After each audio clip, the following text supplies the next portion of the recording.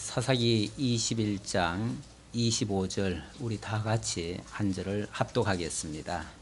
그때에 이스라엘에 왕이 없으므로 사람이 각기 자기의 소견에 옳은 대로 행하였더라. 아멘.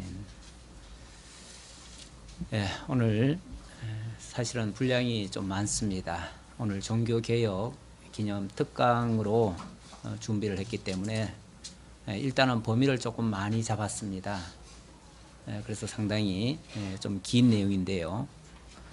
총 오늘 좀 살펴볼 말씀은 사사기 17장부터 21장까지를 보려고 합니다. 그런데 원래는 이제 순서대로 17장부터 할까 했는데 아무래도 오늘 오전에 좀 더 비중을 높여서 말씀드려야 되겠다 싶어서 그래서 오늘 오전에는 먼저 결론적인 말씀부터 먼저 드리고 그 다음에 또 오후에는 우리가 또 재정총무부 주간 예배이기도 하고 해서 겸사해서 오후에는 17장에서 18장까지 이렇게 살펴보기로 그렇게 제가 생각을 했습니다. 그래서 일단은 19장부터 21장까지 오늘 오전에 좀 살펴보려고 하는데요. 결론은 오늘 25절에 있는 말씀, 21장 25절 마지막 끝절이죠. 여기에 있는 내용처럼 바로 이것 때문에 이런 모든 일들이 발생했다라고 하는 그런 말입니다. 자, 이런 모든 일들이 발생했다라고 제가 지금 말씀을 드렸는데 아주 이상한 일들, 아주 특이한 일들, 요즘으로 말하면 엽기적인 일들, 황당한 일들, 이런 일들이 많이 빚어졌습니다. 요즘도 뉴스 틀면은 뭐 그런 소리들을 많이 듣게 되죠. 어떨 때는 정말 뉴스 보기도 겁난다 싶을 정도로 아주 끔찍한 일들이 계속 벌어지고 있습니다. 그냥 끔찍한 정도가 아니라 참 황당하고 어이없고 진짜 엽기적이다라고 할 만큼의 그런 일들이 많이 벌어지고 있죠. 어떻게 저런 일들이 일어날 수 있을까? 참 세상이 말세다. 그래서 저런 일들이 많이 벌어지나 보다라고 하는데 사실은 꼭 요즘 뭐 새로운 무슨 뭐 신제품처럼 나온 게 아니고요.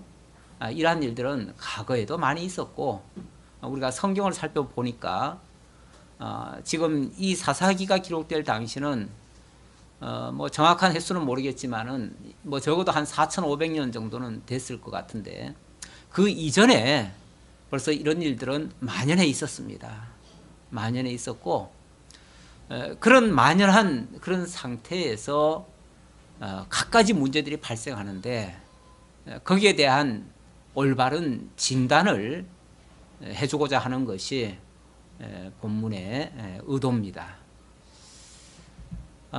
오늘 특별히 종교개혁 기념인데요. 종교개혁이 일어난 지가 올해로서 500년째입니다. 500년이라고 하면 정말 어마어마한 세월이 지났습니다. 500년이 지나고 그 종교개혁이 정말 제대로 자리를 잡고 그 영향이 곳곳에 사회 전반에 미치고 있다면 아마도 지금쯤은 그런 엽기적인 일들만큼은 최소한 일어나지 않을 것이고 그리고 뭔가 좀 건전하고 깨끗하고 아름다운 그런 모습들로 좀 바뀌어져 있어야 되지 않겠는가라는 그런 생각을 해보는데요. 그럼에도 여전히 그 수천 년 전에 일어났던 그런 일들이 지금도 반복되고 있다는 걸 보면 어쩌면 그 정말 귀한 종교개혁의 그런 정신이 오늘날까지 제대로 영향을 미치고 있나라고 하는 그런 의문이 듭니다. 솔직히 우리가 뭐 남 탓할 게 아니고요. 이게 남의 이야기가 아닙니다. 우리가 어쩌면 그 개혁의 선두에 서야 할 그런 입장에 있는 자들입니다. 우리 개혁교회 아닙니까? 우리 교회가 개혁교회고요. 개혁교회 중에서도 우리는 대한예수교 장로회 개혁 측에 속해 있는 교회입니다. 이런 정말 그야말로 개혁을 부르짖고 있는 그런 교회로서 오늘날 이러한 처참한 현실을 본다면은 정말 이거는 비판하기에 앞서서 먼저 통탄할 일이고요. 참 안타깝고 어떻게 해서든지 이런 문제가 바르게 좀 교정이 됐으면 하는 그러한 염원이 참 우러나오는 그런 일들입니다. 그래서 이거는 어쩌면 우리 자신들에 대한 좀 채찍일 수도 있고요. 좀 책망일 수도 있습니다. 어쩌면 이런 얘기를 남에게 돌려가지고 남 이야기하듯이 하는 것이 아니고 어쩌면 우리 내부에 있는 그런 우리 내부 깊숙이 깔려있는 그런 죄악된 요소들 이런 것들을 고발하고 그런 것들에 대한 올바른 대안, 새로운 대안을 찾고자 하는 그런 바람으로 이 말씀을 살펴볼까 합니다. 자, 오늘 사사기를 보려고 하는데요. 이 사사기라는 말 자체는 사사들이 지배할 때에 있었던 내용을 기록했다 그런 얘기예요. 사사기 때라는 말은요, 사실 그 제대로 된 나라가 아닌 상태에서 빚어졌던 일들입니다. 어쩌면 과도기죠. 하나님께서 이스라엘 백성들을 애굽 땅 종되었던 집에서 인도해 내셔서 모진 그런 고생 끝에 약속의 땅 가나안에 도착을 했습니다. 그리고 약속의 땅을 분배받아서 이제 새로운 새 시대를 맞이해서 멋진 하나님의 선민 국가를 창설하고 그렇게 해서 멋진 새로운 세계를 펼쳐가리라 그런 기대를 가지고 살아왔는데 문제는 그렇게 새롭게 시작한 나라가 아직 나라는 제대로 구성이 안 됐습니다만은 사사가 지배할 그때에 한마디로 엉망진창이었어요. 엉망진창.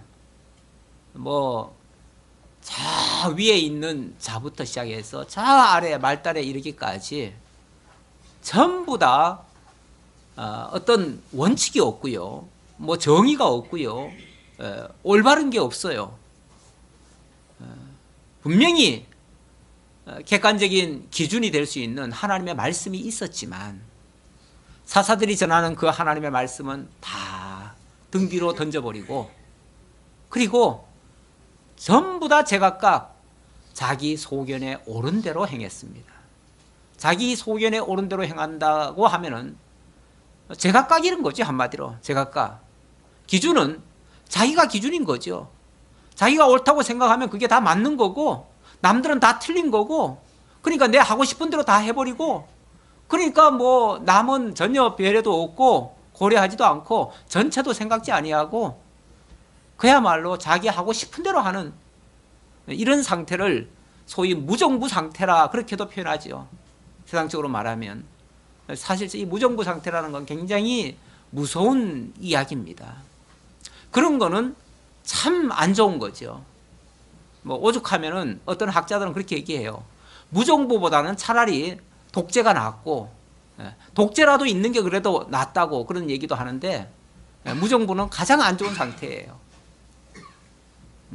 그런데 참 이제 내일 모레죠. 정확하게는 원래 내일 모레 이 31일 날이 종교개혁이 일어난 일인데요. 500년 전에 있었던 일인데 1년 전까지만 해도 우리나라에 1년 전 오늘이죠. 1년 전 오늘 우리나라 사람들이 다 많은 사람들이 광화문 광장에 가서 횃불까지는 아니지만은 촛불을 높이 쳐들었죠. 왜 그랬습니까? 한마디로 이게 나라냐 그랬어요. 이게 나라냐. 그 당시에 정말 사람들이 너무나 나라의 모습을 보면서 정말 이게 나라냐라는 그런 외침을 가졌었는데 바로 그렇게 한 지가 벌써 1년이 됐네요. 어쨌든 1년이 지나고 나니까 지금은 뭔가 조금 안정된 듯한 느낌도 좀 받기는 받는데, 아직까지도 과거의 그 정말 엉망진창이었던 그런 것들을 생각하면 끔찍한 그런 생각이 듭니다. 어쨌든 오늘 이 배경이 되는 오늘 이 말씀의 내용은 바로 그런 시절에 있었던 이야기다. 어쩌면 요즘은 이런 일은 안 일어날 거야, 최소한. 그런데 가만히 오늘 말씀 듣다 보면요, 그런 일들이 지금도 일어나고 있어요. 여전히 똑같이.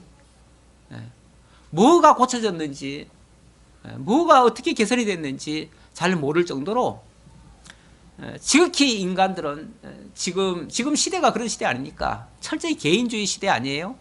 자본주의고 개인주의고, 자기만 좋으면 뭐든지 다 용납하고, 남들 배려치 아니하고, 전체를 생각지 아니하고, 나 전체보다는 나 이익을 더 앞세우고, 뭐 이런 시대 아니에요? 뭐 어쩌면 당연하다고 여길 수도 있는데, 그런 시대가 바로 오늘 말씀하신 대로 왕이 없으므로 이런 말씀이 되겠습니다. 이런 말씀에 해당되는 말씀이 되겠습니다. 왕이 없다는 말은 단순히, 물론 그 당시는 역사적으로 실제 아직은 제대로 나라가 안 세워졌을 때, 그럴 때니까 당연히 뭐 무정부 상태 같은 느낌은 있지요. 그때는 정말 왕이 없었어요. 실제로 왕도 없었고, 그러니까 일치된 그런 어떤 통치가 없었고요. 그러다 보니까 뭔가 객관적인 기준이 없었어요. 기준이 없다 보니까 그런 현상이 발생했는데, 지금도 모든 것을 개인을 앞세우다 보니까 지금은 뭐 나라라고는 있지요. 형식적으로 나라는 있지만은, 그러나 깊이 들어가 보면은 마치 왕이 없을 그때의 제멋대로 하던 그런 모습들이 우리들 곁에도 많이 보이고 있다. 이 정도로 말씀드리고요. 자, 오늘 내용을 좀 보면요, 오늘 굉장히 내용이 좀 길기는 한데요. 그러나 또 자세히 보면 뭐 사실 여러 가지 내용은 아니에요. 한 가지 내용인데, 한 가지 내용이 지극히 작은 일에서부터 출발해 가지고 어마어마한 결론까지 맺어지는, 정말 엄청난 불상사가 빚어지는 그런 내용을 가지고 있어요. 예. 처음에는 한 가정 이야기가 나와요. 한 가정에 좀 도덕적으로 또 성적으로 조금 타락한 그런 이야기가 좀 나오고, 거기서부터 조금 출발해 가지고 한 동네에 그런 아주 문란한 그런 모습들이 좀 나오고요. 그것이 조금 더 나아가서 한 지파에 문제가 불거지고요. 그것이 나중에는 전체 민족으로 퍼져가지고 이 점점 더 점층적으로 확대가 되는 거예요. 확대가 돼가지고 나중에는 민족 간에 동족 상잔이 일어나요. 동족 간에 전쟁이 일어나요. 그래서 뭐 정말 수만 명이 죽임을 당하고, 그것 때문에 한 지파가 완전히 이질러지는, 완전히 사라지는 그런 비참한 결과까지 만들어져요. 나중에 돌이켜보면 어이가 없어요. 아니 도대체 이게 뭔데, 무슨 문제인데 이렇게까지 됐을까? 참 어이가 없는데, 결과적으로는 작은 정말 씨앗 같은 불덩어리가 한 가정을 태우고, 한 마을을 태우고, 한 지역을 태우고, 전 나라를 다 불살라버리는, 그래서 나라까지 망하게 하는 이런 결과까지 빚어졌어요. 뭐 작은 뚝에 구멍 하나를 빨리 메꾸지 않으면 그것이 점점 커져가지고 결국은 나라를 삼킬 만한 무서운 물이 돼가지고, 우리나라는 잘 실감이 안 나는데 저 네덜란드 같은 데는 원래 이 바다가 이 지면보다 더 높이 있잖아요. 그래서 그 뚝을 제대로 관리 안 하면, 작은 물 구멍 제대로 막지 않으면 다 잠겨버려요. 마을이 다 잠겨버리고 사람이 다 죽어요. 그런 상황까지 빚어질 수 있는. 그래서 뭐 개혁이라고 하는 거는요, 뭐 큰 걸 뜯어 고치는 게 아니에요. 우리 지금 개혁의 즈음에서 지금 이 말씀을 드리는데, 개혁이라는 걸 뭐 너무 크게 생각하시면 안 돼요. 무슨 혁명처럼 생각하면 안 돼요. 혁명은 모든 걸 다 뜯어 고치자는 거거든요. 그리고 그렇게 하기 위해서는 뭐 반대파들은 아예 다 제압을 해놓고 찍소리 못하게 해놓고 그리고 강제적으로 다 해버리죠. 그런 걸 혁명이라고 그래요. 그래서 혁명은 어떤 면에서는 쉬워요. 쉬운데 이 개혁이라는 거는요, 몽땅 다 뜯어 고치는 게 아니고요, 어쩌면은 있는 그대로를 인정하면서 그거를 잘못된 부분만 바르게 고쳐가는 일들이에요. 그러다 보니까 있는 그대로 그것을 수용하고 인정하고 때로는 설득하고 포용하고 그러려니까 얼마나 많은 시간이 필요한지 몰라요. 얼마나 많은 그 설득이 필요한지 몰라요. 인내가 얼마나 많이 필요한지 몰라요. 그러다가 여차하면 만약에 하다가 추진하다가 동력이 떨어지면 역풍도 맞을 수 있어요. 그러면은 했던 개혁이 뒤바뀔 수도 있어요. 그러면 더 나쁜 결과도 맺어질 수 있어요. 예, 저는 지난 주간에 이 종교 개혁의 이제 즈음에서 루터라고 하는 영화가 지금 나왔어요. 예, 지금 상영되고 있는데, 그래서 저는 이제 그걸 한번 보고 와야 되겠다 싶어서 다녀왔습니다. 다녀왔는데 그 영화를 보면서 막 나중에는 울컥해서 정말 제가 웬만해서 눈물 안 흘리거든요. 좀 강박한데. 그런데 정말 눈물이 막 나더라고요. 그 사실 뭐 거기서 뭐 그렇게 감동적인 게 있을까 하는데, 그 개혁의 과정이죠. 개혁의 과정. 사실 거기서 말하고 있는 그 당시의 그 사회상을 보면은 꼭 이 사사기가 말하고 있는 그런 시점이에요. 그런 상황이에요. 근데 이런 상황이 뭐 예나 지금이나 항상 있어 왔어요, 사실은. 그러니까 뭐 특별히 새로울 건 아닌데, 어쨌든 이 루터가 본 그 당시 사회상 너무나 암울했어요. 특히 그들의 성지라 일컬어지는 바티칸에 갔다가 거기서 더 충격을 받았지요.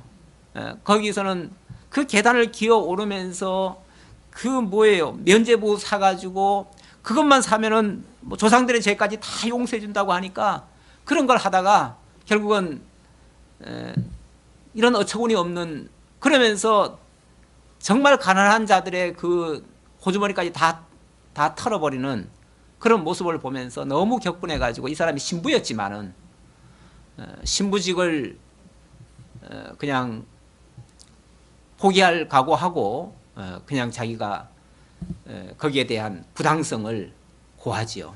고하는데, 저는 그게 모든 독일인들이 다 보라고 써놓은 줄 알았더니 제가 다시 봤더니요, 그게 아니고 사실은 라틴어로 기록을 했대요. 라틴어로 기록했으면 독일 사람들이 볼 수 있어요, 없어요? 못 보지요.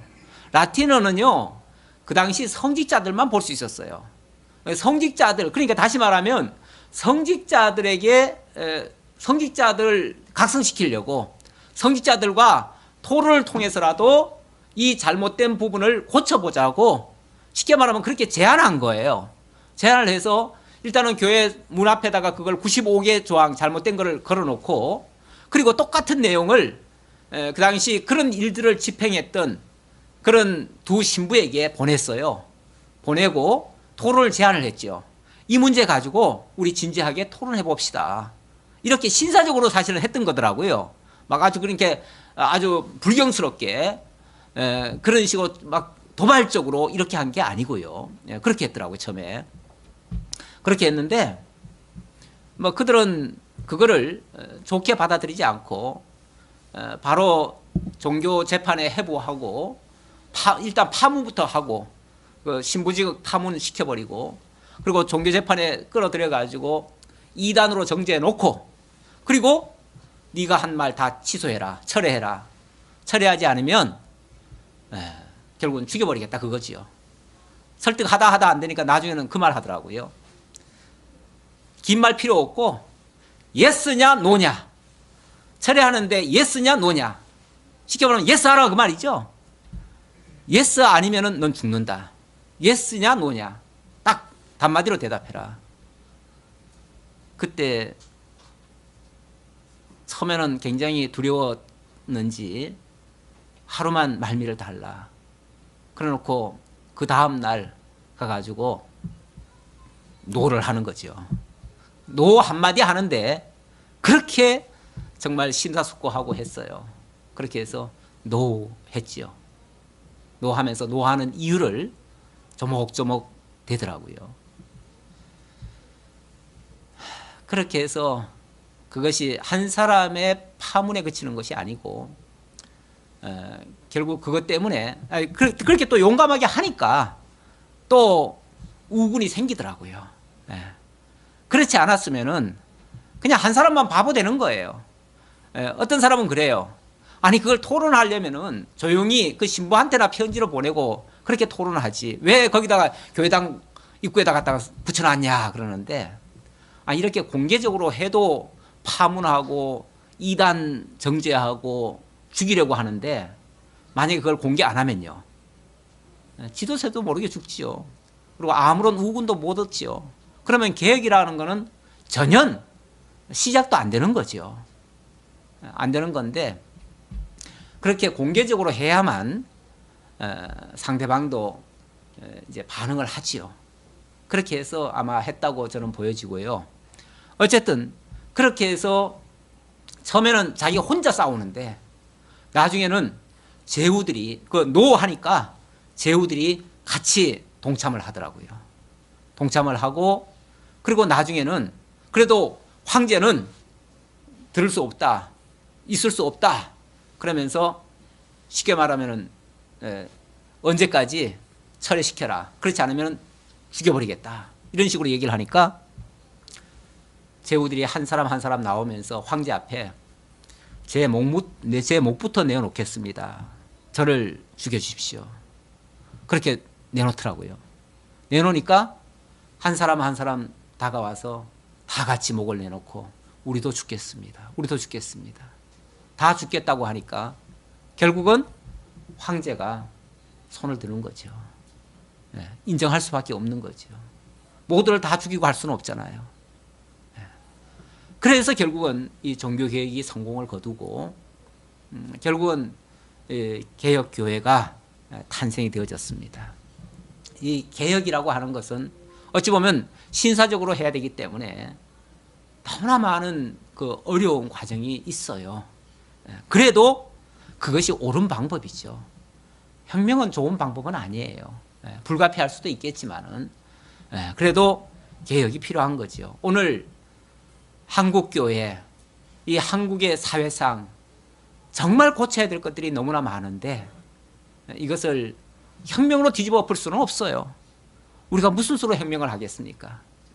그러나 작은 목소리라도 아닌 것은 아니다라고 얘기할 수 있어야 되는 거죠. 우리 예수님께서 제가 오늘 묵상한 말씀이 그 말씀이죠.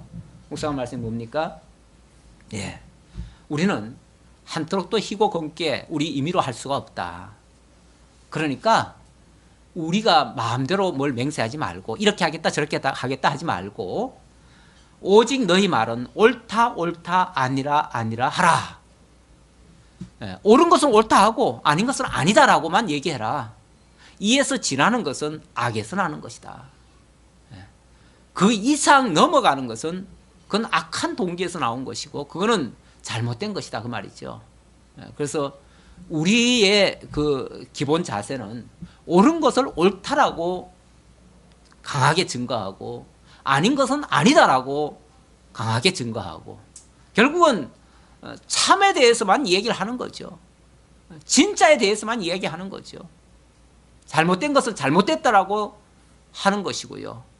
그렇게 하는 것이 올바른 개혁의 시발점이다. 이렇게 말씀드릴 수 있겠습니다. 이러다 보니까 이제 진도가 안 나가는데요. 진도 좀 봅시다. 제가 내용은 뭐 간단하다고 했지만은 이게 사실은 만만치 않은 얘기입니다. 일단 21장, 아니 21장이 아니라 19장이죠. 19장부터 제가 본다고 그랬죠.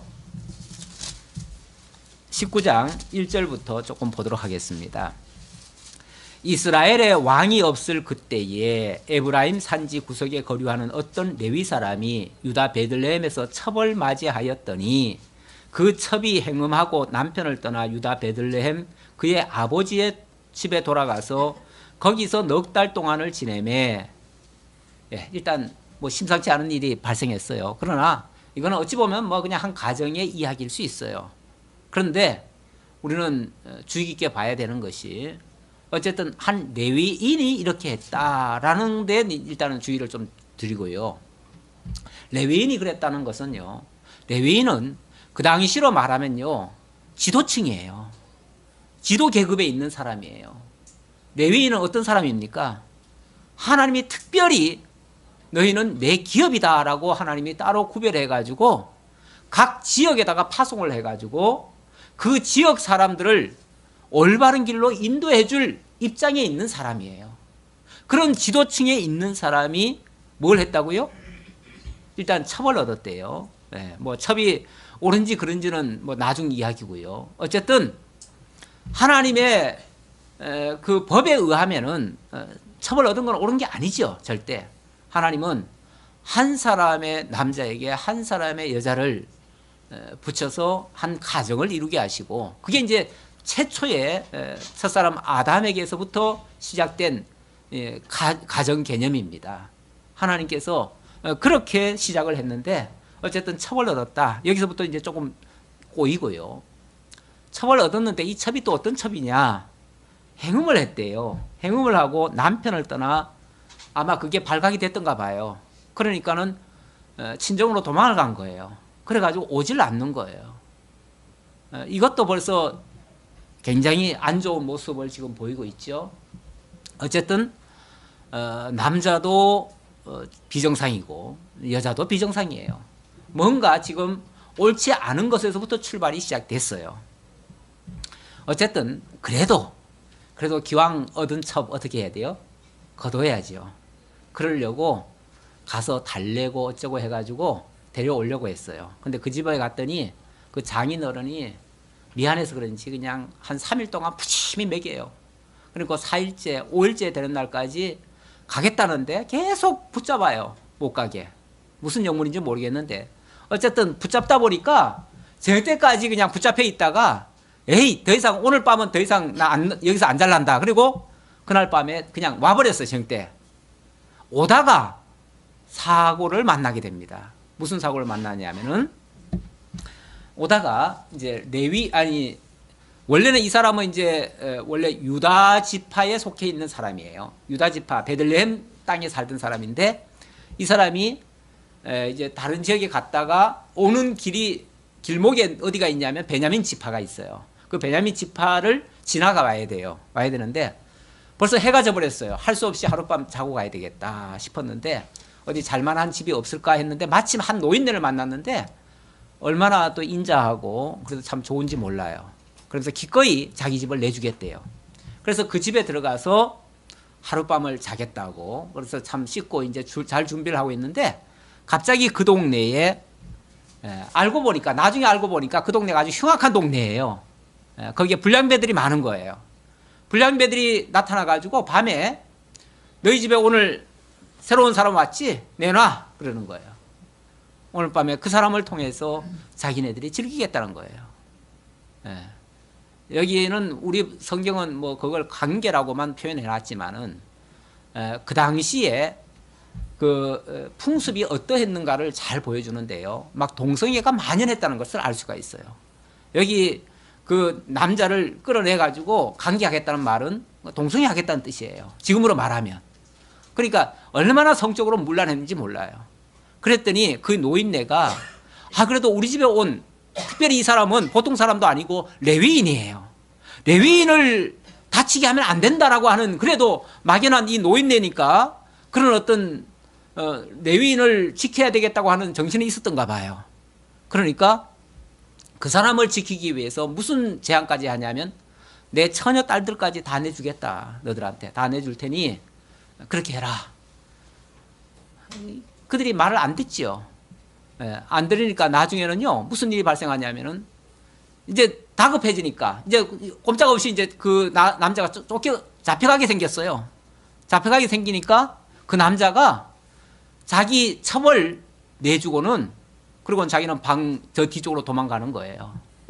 결국은 첩을 내줬어요.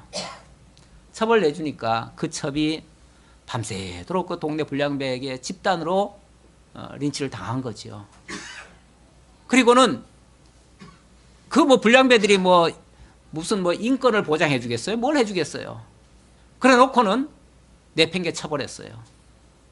그 여자가 엉금엉금 기어서 이제 새벽녘쯤에 집에까지 도착을 했는데 그만 탈진해가지고 거기서 그냥 죽어버렸어요. 비참한 일이 발생이 됐죠. 끔찍한 일이죠. 이제 여기서 그 당시에 그 사회상을 좀 볼 수가 있고요. 얼마나 부패하고 타락하고 무질서하고 문란한지를 이제 잘 보았는데, 이제 그 다음 장면이에요. 자, 일이 이 지경까지 왔어요. 여기에 그 레위인이 어떻게 반응을 했는가, 이걸 이제 봐야 되는데, 그 다음 날 이른 새벽에 이 레위인은요, 이제 길을 떠나려고 밖으로 나오는 거예요. 나와 보니까 마당에 자기 첩이 죽어 있어요.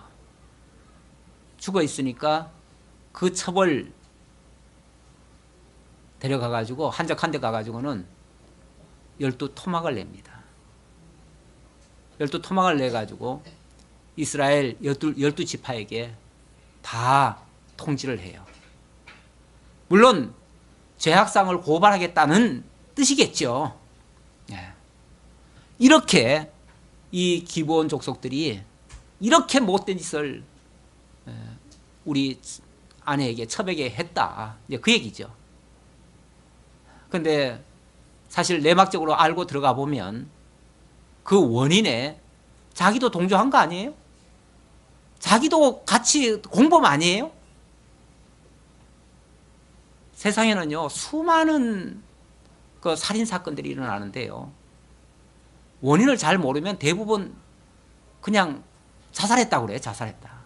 그리고는 아무에게도 책임 안 묻고 그냥 그 본인 잘못으로 돌리는 경우가 많은데요, 저는 사실 자살이라는 것은 없다고 봅니다. 냉정한 의미에서. 왜냐하면 어떤 사람이 자살에 이르렀다면요, 괜히 그냥 자살한 게 아니고요, 그 사람을 못 살게 군 거예요. 그냥은 도저히 못 살아가도록 압박하고 겁박하고 뭐 표면적으로 폭행했을 수도 있지만요, 저 언어적으로도 폭력을 가하고 정말 도저히 그 사람은 견딜 수가 없는 거예요. 경우에 따라서는 억울한 누명까지도 써요. 억울한 누명까지도 쓰면은 그걸 어떻게 해서라도 그걸 밝혀보려고 마지막 발버둥 친 것이 자살이라는 모습으로 갈 수도 있어요. 진짜 억울하지 않은 자살은 없다고 봅니다. 그런 의미에서 그거는 사회적 타살일 수도 있고요. 제가 봤을 때는 그래요. 세상에 누가 자살했다. 어제 그 루터라고 하는 영화에서도 그 얘기가 나와요. 어떤 사람이 자살을 했어요. 너무너무 고통을 받아가지고 정말 견딜 수가 없어가지고 결국은 자살을 했어요. 자살을 했더니 교회에서는 당장 어떻게 얘기하냐면 자살자는 영원히 지옥에 들어가서 나오지 못할 것이다. 그런 자살자는 아예 화장해서 아예 없애버려라, 이제 이런 식으로 얘기를 하는 거죠. 그런데 이 루터라는 사람이 무슨 소리냐, 저 사람이 얼마나 억울하게 시달리다가 결국은 저런 극단적인 방법을 택했는데 어떻게 그것이 자살이라고 해가지고 그리스도가, 하나님이 그와 함께 아니할 거라고 생각하느냐. 오히려 하나님은 저의 그 아픔을 더 아실 것이고 오히려 그와 함께 하실 것이다. 그러면서 자기 그냥 그 성직을 어떻게 보면은 그거 하고 나면 성직을 포기할 수도 있거든요. 쫓겨날 수도 있어요. 그런데도 불구하고 자기 손으로 삽을 파다가 그 사람을 정중하게 장례를 치러줘요. 그러면서 그 가족들에게 하나님이 함께 하실 겁니다. 이렇게 위로를 하더라고요. 어쩌면 이 여인이 그냥 죽었을 수도 있고요. 아니면 너무 치욕스러워서 자살했을 수도 있고요. 뭐 과정으로 보면은 나중에 조사해 보면 알겠지만, 과학적인 조사를 해보면 알겠지만, 그 당시는 과학적인 조사가 없으니까 그냥 죽었다라고 했겠죠. 어쨌든 죽었는데 그 죽은 자기 처벌, 자기 뭐 아내죠. 아내를 12토막을 내는 것도 무슨 짓입니까 이게. 그 토막을 내 가지고 물론 자기는 고발하겠다고 하는 그 하나의 일념으로 사람들이요, 자기의 목적이 그 정당하면 그냥 과정도 다 정당한 줄로 알아. 그러니까 뭔가를 하겠다고 하는 그 생각만 가지고 그냥 일을 추진해버리는 거죠. 뭐 방법은 온갖 방법 다 동원하면서, 이게 목적이 선하면 모든 것이 가하다고 하는 그런 아주 이상한 사상이에요. 그런 사상을 가진 사람들이 의외로 많아요. 그런데 목적이 선하면 원래 과정도 선해야 되는 거예요. 방법도 선해야 되는 거예요. 어쨌든 자, 이렇게 해서 죽임당한 그 여인을 토막을 내서 전체 사람들에게 다 돌렸어요. 다 돌렸더니 어떤 결과가 났습니까? 20장 1절입니다. 이에 모든 이스라엘 자손이 단에서부터 브엘세바까지와 길르앗 땅에서 나와서 그 해중이 일제히 미스바에서 여호와 앞에 모였으니 온 백성의 어른 곧 이스라엘 모든 지파의 어른들은 하나님 백성의 총에 섰고 칼을 빼는 보병은 40만이었으며 40만이 막 40만의 그 쉽게 말하면 그 칼을 뺄 수 있는 용사들이, 장정들이, 이건 뭐 누가 모여라 해가지고 모인 게 아니에요. 막 자발적으로 그냥 막 의분을 가지고 그냥 다 나온 거예요. 이런 자들은 응직을 해야 된다. 어떤 놈이냐? 이런 놈들은 완전히 내 손으로 제거를 해야 되겠다 해가지고 모여든 사람들이 무려 40만 명이 모여들었어요. 그래가지고 그들이 이제 선전포고를 했지요. 베냐민 지파, 일단은 기브온이죠? 맞나요? 네. 기브온 그 족속들이 그 짓을 했는데 그들이 베냐민에 살아요. 베냐민 지파에 속한 사람들이에요. 그러니까 그 베냐민 지파에다가 통지를 했어요.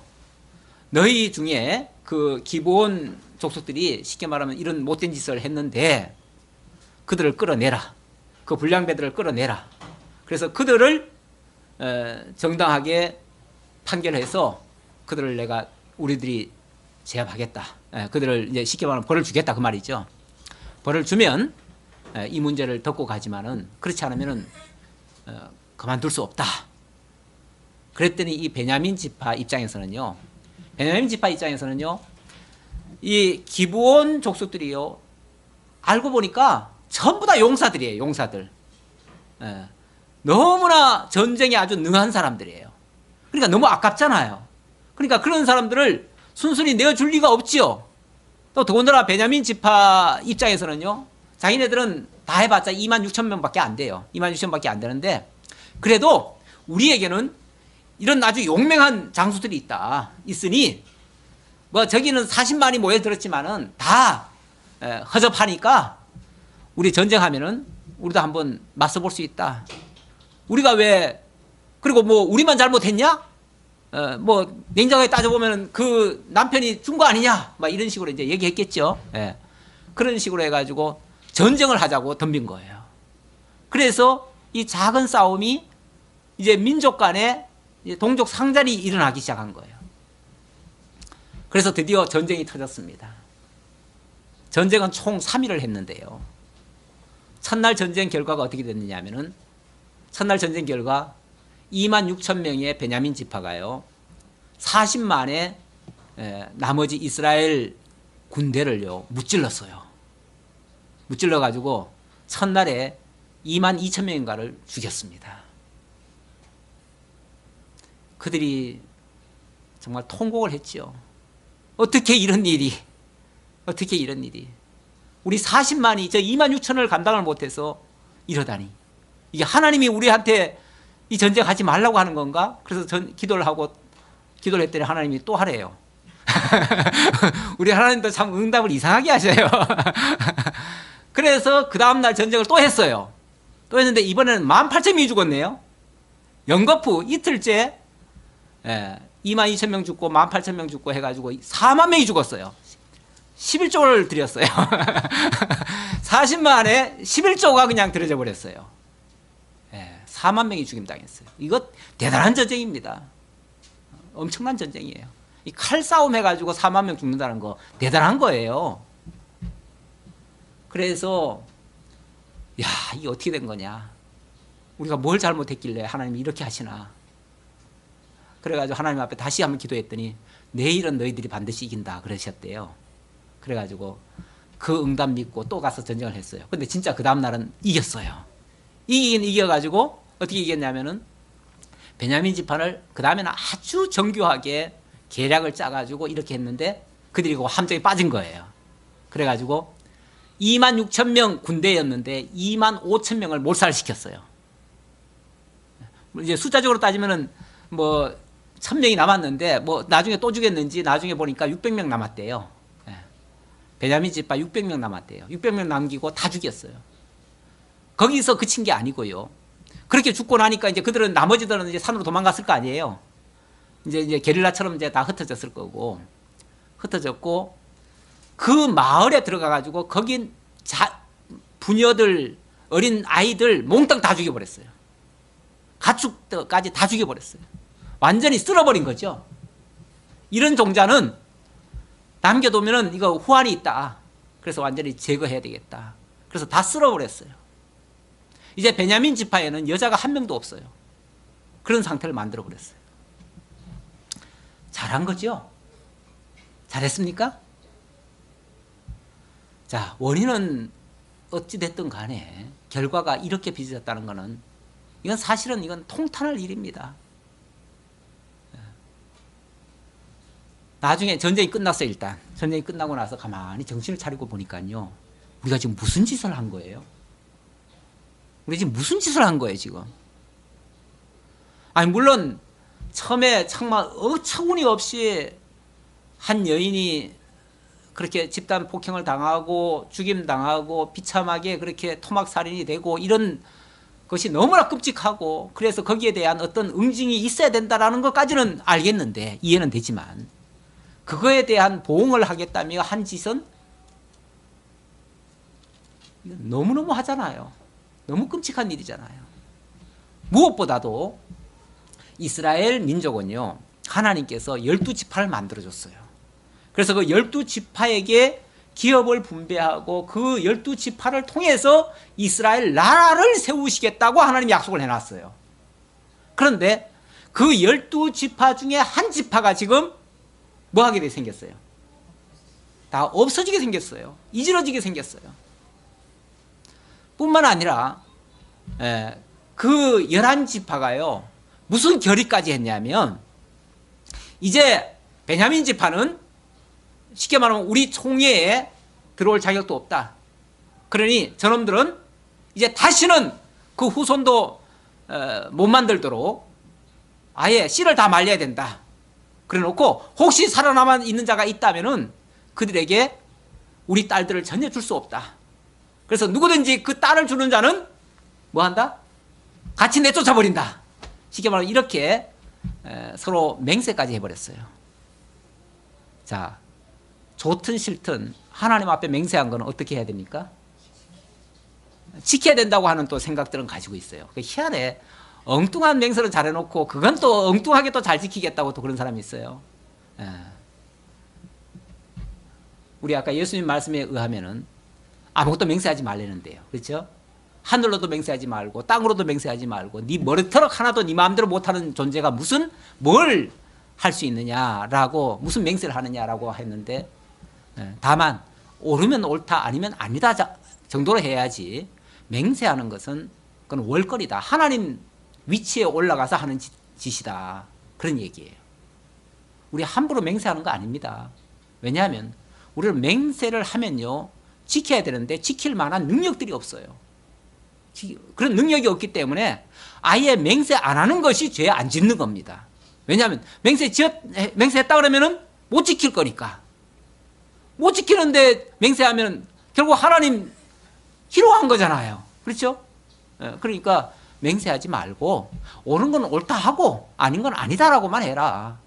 그게 우리가 지켜야 될 우리 분수라는 거죠. 자, 어쨌든 그들이 가만히 생각하니까 우리가 지금 무슨 짓을 한 거예요? 결국 하나님이 만들어 놓은 12지파 가운데 한 지파를 우리 손으로 지금 망가뜨리게 놓은 거예요. 여기서 이제 뭐가 발생하냐면 반성이라는 게 나오죠. 원래 사람들은 끔찍한 일을 당하고 나중에 뭔가 큰 문제를 만나면요, 거기서 어떤 문제점을 발견하고 거기서 우리의 어떤 잘못이 있는가를 찾게 되죠. 거기서 반성이 나오고 회개가 나오고 그렇게 합니다. 원래 천주교가 원래 면죄부를 판 것 때문에 난리가 났잖아요. 난리가 났는데 원래 천주교는 처음부터 면죄부가 있었던 건 아닙니다. 그런데 면벌부라는 건 있었어요. 면벌부. 이 말이 좀 이상하네요. 그러니까 벌을 면해주는 그 장부는 있었다 그 말이에요. 그건 뭐냐면은 천주교에는 이 보속교리라는 게 있어요. 보속교리가 뭐냐면 우리가 뭔가를 잘못을 하잖아요. 잘못을 하면 그 잘못을 회개하는 과정, 그것이 6단계인가 7단계인가로 있어요. 첫 단계가 뭐냐면은 반성이에요. 무슨 잘못에 대한 반성하고 회개하고 신부 앞에 가서 고백하고 그러면 신부가 사죄를 해줘요. 사죄 기도를 해줘요. 그리고 그 다음에는 그 보속이라는 것을 제안을 해요. 다시 말하면 네가 이런 잘못을 했으니 이 죄에 대해서는 네가 주기도문을 100번을 외워라. 아니면 어디 산을 기어 올라가라. 아니면은 뭘 갖다 바쳐라. 아니면은 건물을 기부를 해라. 뭐 이런 식으로 뭔가를 이렇게 지시를 해요. 다시 말하면 그 사람의 죄값에 상응하는 보속을 하게 해요. 보속을 하게 하면 그 사람이 예를 들어서 그걸 성실히 지켰어요. 지켰으면 너는 이제 그 죄에 대해서만큼은 이제 면해졌다. 그 벌을 다 받았다. 라는 의미에서 면벌부라는 것을 쉽게 말하면 발급을 해요. 그러면 그 사람이 그런 죄를 지었더라도 나중에 나는 이렇게 면벌부 받았어. 왜냐하면 거기에 값을 다 치렀어. 그 말이죠.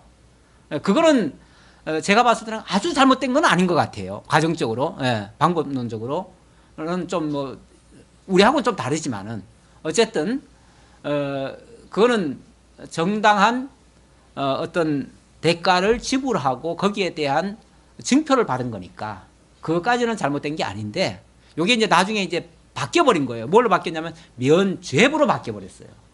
그런데 벌이라고 하는 거는 우리가 뭔 잘못해가지고 거기에 대한 어떤 형벌을 받으면은 그것을 치르고 나면은 그다음부터는 죄인이라고 하지 않을 수 있잖아요. 이 사람은 값을 다 치렀다. 우리가 감옥 가는 것도 그런 거 아니에요. 감옥 가는 것도 일종의 보석이에요. 그건 사회적인 보석 방법이에요. 종교적인 보석 방법은 아까 말씀드린 거 그런 거고요. 어쨌든 그런 식으로 하는 것까지는 뭐 잘못됐다고 할 수가 없는데 이게 이제 갑자기 면죄부로 바뀌어버린 거예요. 면죄부로 바뀌어버리면은 아예 죄 자체를 사해줬다라고 얘기를 해버려요. 그것도 뭘 조건으로요? 돈을 조건으로. 돈을 내면 이 면죄부를 사면 네 죄가 사해진다. 뿐만 아니라 우리 죄뿐이 아니라 우리 죽은 조상들의 죄까지도 그 표만 사면은 면죄부라고 하는 그 표만 사면은 사해준다라고 하니까 이거는 죄를 원래 사할 수 있는 자는 누구지요? 하나님밖에 없어요. 하나님 외에는 임의로 우리가 죄를 사하고 말고 할 게 없어요. 벌은 우리가 주고 그 벌은 이제 다 끝나면은 이제는 더 이상 벌 안 줘요. 그 벌까지는 우리가 얘기할 수 있지만 죄 문제는 우리가 할 수 없는 부분이에요. 그건 하나님의 영역이에요. 그러니까 하나님을 참칭한 결과가 돼버렸지요. 이거는 할 수 없는 일을 했기 때문에 그래서 이게 중대한 결함이 있었던 거죠. 문제가 됐던 거죠. 자, 무슨 얘기하다 그거 같습니까? 어쨌든 자 이렇게 이제 어쩔 수 없는 아주 막 쉽게 말하면 진퇴양난이에요. 이들을 다 제거하자니 그것도 곤란하고요. 하나님의 법을 거스르는 결과가 되고요. 한 지파를 없애버리는 거니까 그것도 큰일 나겠고 또 이걸 살려두자니 그들은 결혼을 시키면 안 돼요. 자손을 낳게 하면 안 돼요. 그게 자기들의 맹세예요, 맹세. 그렇기 때문에 그러면 어떻게 해야 되나? 이들을 그냥 망하도록 내버려 둬야 되나? 뭐 살리긴 살려야겠죠. 예. 그래서 그들에게 살 길을 열어주는데, 쉽게 말하면은 새로운 어떤 문제를 던져놓고 그 문제를 같이 고민하고 그거에 대한 자기 반성이 일어나고 회개를 하고 고백을 하고, 그리고 그게 대한 뭐 벌까지는 사면을 안 해줬다 할지라도 더 이상 죄는 묻지 아니하고, 그리고 어떤 대책을 세워준 거예요. 어찌 보면 그 면벌부 주고 다시 그들도 그 공동체 안으로 들어올 수 있도록 그렇게 만들어주는 역할을 해준 거예요. 그게 뭐냐면, 첫 번째로 일단은 그들에게 이제 그들도 결혼할 수 있는, 왜냐면 그 자기네들이 다 부녀를 다 죽여버렸으니까 그들도 결혼하고 자식을 낳을 수 있도록, 그래서 대가 끊어지지 않도록 해야 될 의무감을 가지고 그들에게 이제 여자 맺어주기 운동을 하는 거예요. 프로젝트를 이제 가동을 시킨 거예요. 근데 여자를 어디서 구해옵니까? 첫 번째는 이런 걸 하나 생각을 해냈어요. 자, 우리가 저 죄를 응징하기 위해서 우리가 지금 쉽게 말하면 다 모여라 했는데, 그때 안 나온 놈들이 있어. 그때 안 나온 놈들이 누구냐면은, 조사를 해보니까 야베스 족속들이 안 나왔어요. 야베스. 근데 나 야베스 그러니까 옛날에 야베스 복 받았다는 사람들 아니에요? 예. 복 받았던 사람들 같은데 여기서는 저주받아요. 어쨌든, 그러니까 그 복이 진짜 복이 아니었다는 얘기죠. 결론적으로 말하면. 어쨌든, 자, 야베스가 이제 안 나온 거예요. 안 나왔다는 게 알아졌어요. 그러니까 너희들은 이 거룩한 성전에 쉽게 말하면 참여 안 했으니 너희들은 이제 그 벌 받아야 된다. 그래서 벌을 주기 위해서 어떻게 하냐면 그 지역을 쳐들어가 가지고 그 지역의 남자들 다 죽여버려요. 그리고 여자들도 부녀자들도 다 죽여버리고 처녀들만 남겨놔. 처녀들을 이제 300명인가 400명가를 이제 빼앗아 왔어요. 빼앗아 가지고 그 베냐민 지파에게 줍니다. 그런데 그렇게 줘도 200명이 모자라잖아요. 이거 어떻게 해? 200명 또 프로젝트를 또 가동시켜야죠. 200명 프로젝트는 어떻게 하냐면은 이제 조금 있으면은 실로에서 여호와의 절기가 벌어져요. 실로가 그 당시에 회막이었어요. 지금으로 말하면 거기 성전 자리였어요. 거기면은 해마다 하나님의 백성들이 모여가지고 거기서 하나님께 예배를 드리고 그렇게 해요. 근데 자, 원래는 우리가 축제로 하자. 축제로 해가지고 축제할 때는 처녀들이 나와서 춤을 추도록 하자. 그렇게 한 거예요. 그렇게 이제 선포를 했어요. 선포를 해놓으니까 그날은 이제 처녀들이 나와서 춤출 거 아니에요? 밤에 춤추거든. 너희들은 저 숲속에 숨어 있다가 하나씩 보쌈해 가라. 보쌈해 가라. 그래가지고 보쌈을 해가지고 가가지고는 그들이 가정을 이루고 잘 살았대요. 이게 성경의 이야기입니다. 아니 도대체 이게 무슨 얘기예요? 지금으로 말하면은 이게 도대체 무슨 얘기예요? 여기에 뭐가 정당성이 하나 있어요?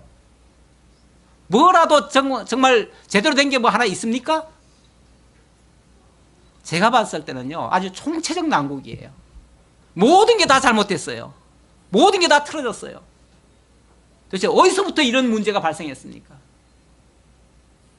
목적을 위해서라면, 그러니까 이 사람들의 생각은 너무 단순해요.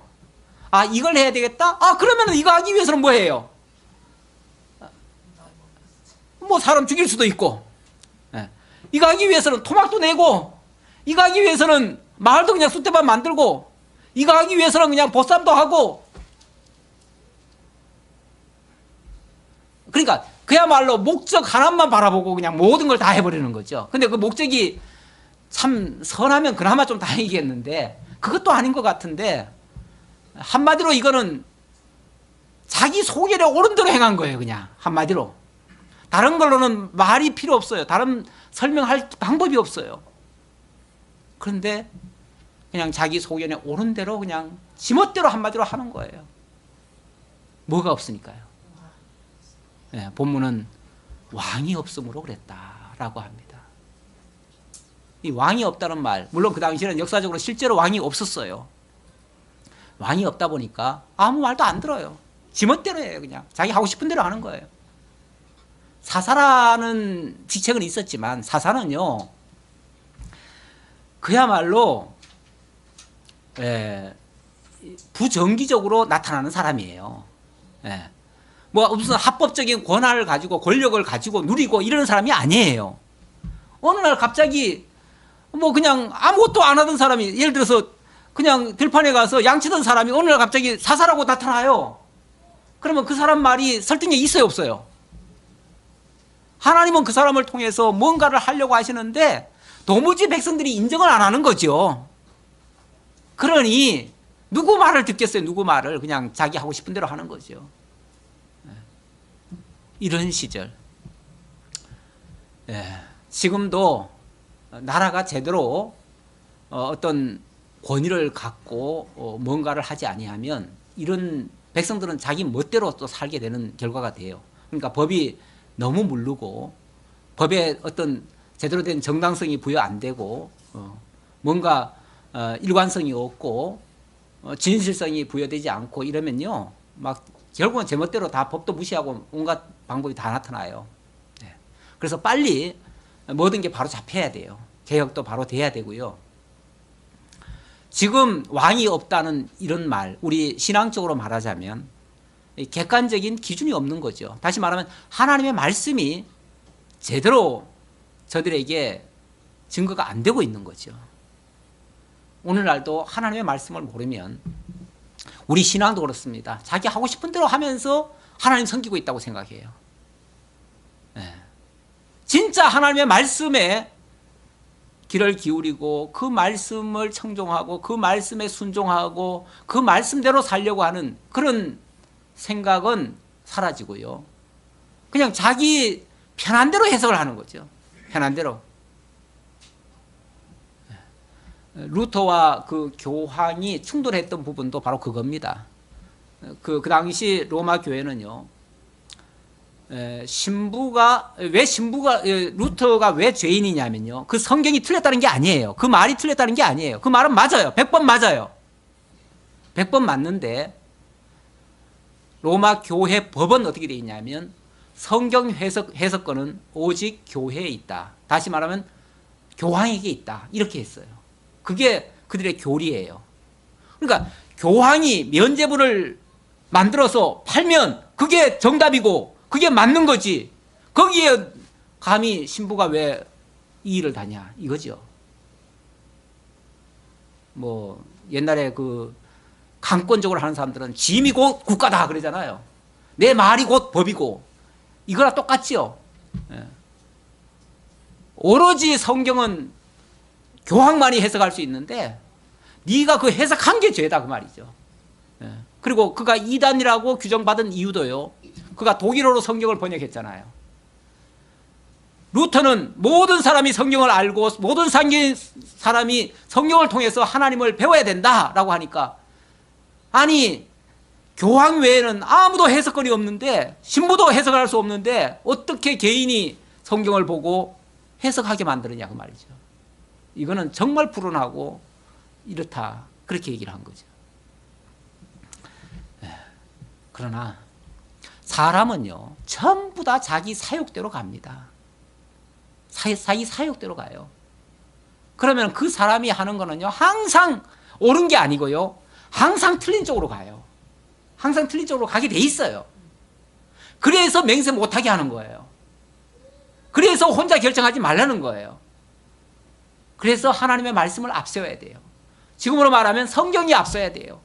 성경이 있어야 돼요. 그래서 성경에 근거하지 않은 것은 우리가 주장하면 안 돼요. 어떤 경우에도 성경이 그렇다면 우리는 인정해야 돼요. 그게 지금은 성경이 곧 왕이에요. 지금 왕이 없음으로 하는 말은 결국은 한국교회가 이렇게 혼란스럽다는 것은 진짜 왕이 없어서 그럴 수 있어요. 다시 말하면 제각각 왕이어서 그래요. 제각각 왕이고 하나님의 객관적인 진리의 말씀이 왕이 안 되니까, 하나님이 왕자리에 안 오르니까 제멋대로 해석하는 결과가 나오는 거죠. 그래서 지금이라도 우리가 늦지 않아요. 개혁은 서서히 올바른 방향을 정해놓고 묵묵히 인내를 가지고 소망 잃지 않고 꾸준히 가다 보면 하나님께서 정한 분량만큼 우리가 개혁의 열매를 딸 수 있을 거라 저는 믿습니다.